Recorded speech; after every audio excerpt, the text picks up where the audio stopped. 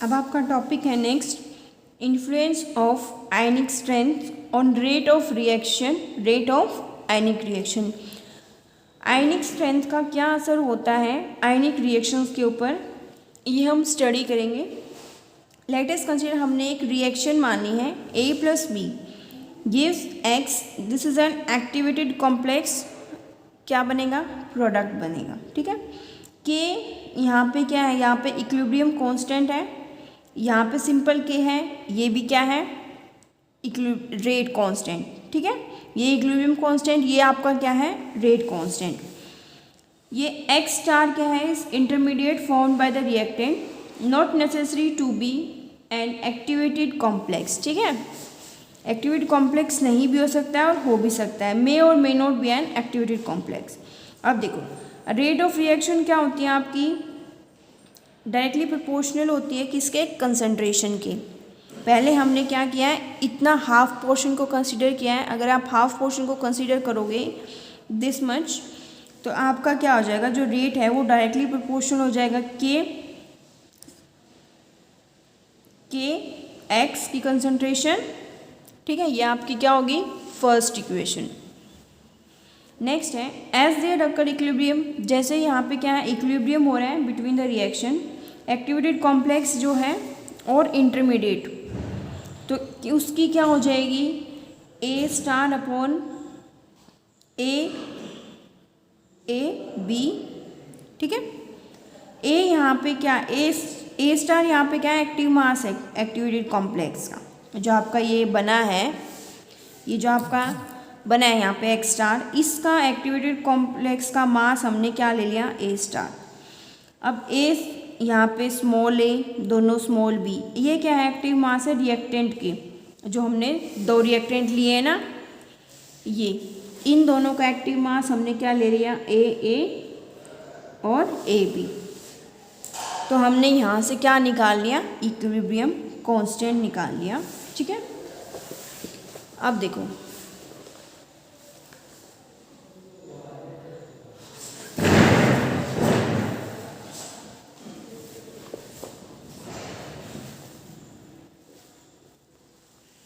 अब आपको पता है as you know net, active mass जो है किसके इक्वल होता है, कंसंट्रेशन A की इंटू F। F क्या है आपका, activity coefficient, and A is the concentration. अब देखो, जैसे A की निकाल लो, एक्टिव मास A का निकालोगे तो क्या हो जाएगा, A into FA, activity coefficient भी A का लोगे, ऐसे ही B का निकालोगे तो B का भी क्या हो जाएगा, B की कंसंट्रेशन इंटू FB, ऐसे ही फिर क्या हो जाएगा, A स्टार का निकालोगे तो क्या हो जाएगा, intermediate X into F star. अब आपने ये वाली वैल्यूज़ क्या करनी है, जो हमारी सेकेंड इक्वेशन थी उसके अंदर पुट करनी है। सेकेंड इक्वेशन कौन सी थी आपकी, ये वाली, K equilibrium is equal to A star upon AB। यहाँ पे जो आपकी वैल्यू आई है एक्टिवेटेड मास की, वो वाली वैल्यूज़ आपने पुट करनी है as it is. A star की आपकी ये वाली वैल्यू थी, A एक्टिव मास A का, एक्टिव मास B का, पुट करोगे तो यहाँ से आपको जो है ये वाली वैल्यू आ जाएगी, किसकी, इंटरमीडिएट की। इक्वेशन नंबर थर्ड, ये सिर्फ कुछ नहीं है, रीअरेंज किया है मैंने, क्या किया है, सिर्फ रीअरेंज किया है। ठीक है, रीअरेंज किया है मैंने, इसको इधर ले आए, इसको as it is put this value of in equation number 3। जो इक्वेशन नंबर 3 की जो वैल्यू है वो मैंने किस में पुट किया है, फर्स्ट इक्वेशन में जो आपकी थी। फर्स्ट इक्वेशन कौन सी थी आपकी, जो R है, फर्स्ट इक्वेशन कौन सी थी, R directly proportional to X star के, तो हमने इसको क्या मान लिया था, R is equal to K dot into X star. यहाँ पे ये वाली वैल्यू जो है X स्टार की ये पुट होगी एज इट इज़, कुछ नहीं किया मैंने इसमें। ठीक है, अब रेट आपको क्या पता है, जो रेट होता है वो किसके, के A की कंसंट्रेशन और B की कंसंट्रेशन, यानी कि जो रिएक्टेंट हमने लिया है, रिएक्टेंट की कंसंट्रेशन, ये हमारी क्या होगी, फिफ्थ इक्वेशन। अब दोनों ये हमारी क्या होगी, रेट की दो वैल्यूज़ आई हैं फोर्थ और फिफ्थ इक्वेशन में, दोनों वैल्यूज़ को क्या कर दिया, कंपेयर कर दिया। कंपेयर कर दोगे तो ये वाली वैल्यू इससे कट जाएगी, ए की कंसंट्रेशन, बी के कंसंट्रेशन, तो क्या हो जाएगा, K is equal to K not F A upon F B upon F star. अब इनको जो है लॉग ले लिया मैंने, taking log both side, log K is equal to log bracket में K not F A F B F star. Separate कर दो इनको, लॉग के नॉट यहाँ पे क्या आ जाएगा, सेपरेट कर दोगे तो log K naught plus log F A plus log F B minus log F star. अब देखो देबे-हक्कल थ्योरी के अकॉर्डिंग जो relation between activity complex coefficient and valency Z and the ionic strength is given by log F यहाँ पे क्या है, activity coefficient, minus Q यहाँ पे क्या है, constant, Z square under the root mu, mu यहाँ पे क्या है आपका आयनिक स्ट्रेंथ।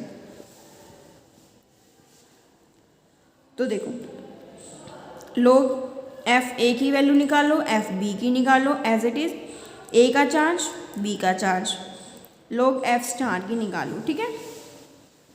अब इसमें क्या हो जाएगा, दोनों की वैल्यूज़ को, दोनों के चार्ज को ऐड करके हमने क्या कर दिया, स्क्वायर कर दिया, जैसे हमने सिंगल स्फेयर मॉडल में किया था। अब ये जो वैल्यूज़ आई हैं आपकी लॉग एफ ए की, एफ बी की, एफ स्टार की, ये वाली वैल्यू आपने जो पीछे आपकी 6th इक्वेशन थी आपको उसमें पुट करना है। Log K is equal to K not minus यहाँ पे एफ ए की वैल्यू, एफ बी की वैल्यू और एफ स्टार की वैल्यू पुट कर दिया as it is. Common term बाहर निकाल ली हमने, ठीक है, कॉमन टर्म बाहर निकाल ली, इस वाली इक्वेशन को सॉल्व कर दिया, ए प्लस बी का होल स्क्वायर है तो क्या हो जाएगा, A square plus B square plus 2ab, कटने वाली चीज़ कट जाएगी, प्लस माइनस, ठीक है, क्या बच जाएगा आपका log K not minus Q under the root u minus 2ZAB। आपकी क्या वैल्यू आई है, ये आ गई आपकी 7th इक्वेशन, ठीक है। अब आपको क्या करना है, के की वैल्यू जो क्यू की वैल्यू 0.151 पुट करनी है फॉर एक्वस सॉल्यूशन, कितने टेम्परेचर पे, 25 डिग्री सेल्सियस और 298 केल्विन पे, in equation 7th। Log K naught is equal to 2 into 0.051 के क्यू है ना, ये ZAB as it is, mu as it is, multiply कर दोगे तो ये आ जाएगा, ये आपकी क्या बन गई 8th इक्वेशन। अब देखो this equation is similar to that of straight line and also called Bronsted Bjerrum equation, straight line के जैसी आ गई आपकी। जो 7th इक्वेशन को हम कैसे लिख सकते हैं, लॉग के नोट को इधर ले आओ तो माइनस का हो जाएगा इज इक्वल टू 1.02। इसको अब अगर इसको हम क्या करते हैं, के अपॉन के नोट है, इसको हम क्या लिखते हैं, अगर हम इसको ओपन करेंगे तो के लॉग के माइनस लॉग के नोट लिखते हैं, बस इसी फॉर्म में इसको ऐसे लिखा था, या चाहे इसको ऐसे लिख दो, बात सेम ही है।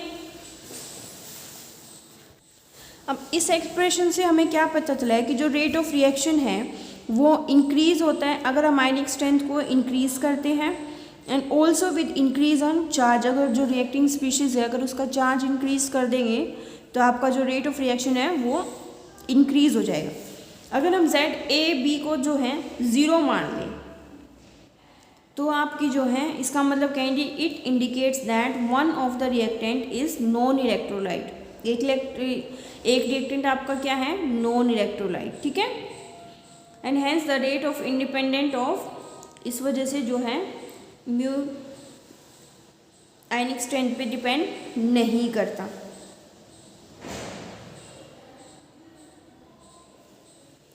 ZAB अगर दोनों ही पॉजिटिव हैं तो it means that ZB are of same sign, तो जो रेट है for such reaction increase with increase of ionic strength. अगर हम इसमें क्या करते हैं, इन दोनों को नेगेटिव ले लेते हैं, इट मीन्स अपोजिट साइन के हो गए, and hence the rate of reaction क्या हो जाएगा, decrease with increase of ionic strength. ये एग्जाम्पल दे रखा है, मतलब कि अब आपको समझ आया, अगर आप ZAB की वैल्यू 0 पुट करोगे तो रेट कांस्टेंट पे कोई फर्क नहीं पड़ेगा, क्योंकि एक जो रिएक्टेंट है वो आपका नॉन इलेक्ट्रोलाइट हो जाएगा, और जब आप पॉजिटिव साइन के लोगे सेम साइन के हो जाएंगे तो वो क्या करेंगे, दूसरे से रिपेल करेंगे, तो जो रेट ऑफ रिएक्शन है वो क्या हो गया, इंक्रीज के साथ इंक्रीज हो जाएगा आपकी आयनिक स्ट्रेंथ के साथ। अगर आप नेगेटिव लोगे तो अपोजिट साइन के हो जाएंगे, एक पॉजिटिव एक नेगेटिव अगर आप लेते हो तो उसमें क्या होगा, जो रेट ऑफ रिएक्शन है वो डिक्रीज होएगी अगर आप आयनिक स्ट्रेंथ को क्या करते हो, इंक्रीज करते हो। ये आपके क्या है एग्जाम्पल्स हैं साथ के साथ।